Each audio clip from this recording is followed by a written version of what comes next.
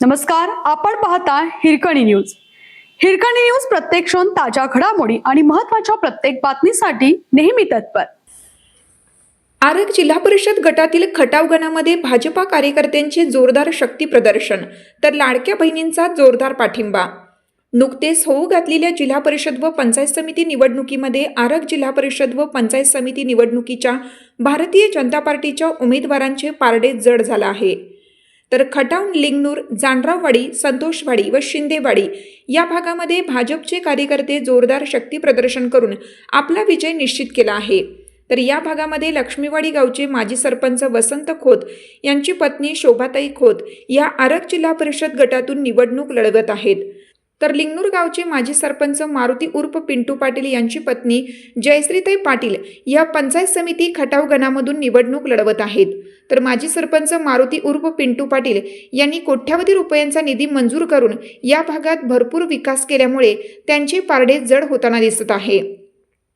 त्यामुळे विरोधकांच्या पायाखालची वाळू सरकली आहे व विरोधकांकडे प्रचारासाठी कार्यकर्तेच नाही, कारण विकासामुळे माजी सरपंच पिंटू पाटील यांची पत्नी जयश्रीताई पाटील यांचा विजय हा निश्चित आहे, असं मत मतदारांमधून व्यक्त केलं जात आहे.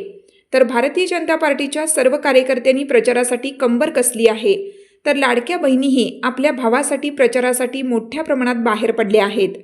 विरोधकांचे प्रचारासाठी घरातून बाहेर पडणं मुश्किल झालं आहे. हॅलो,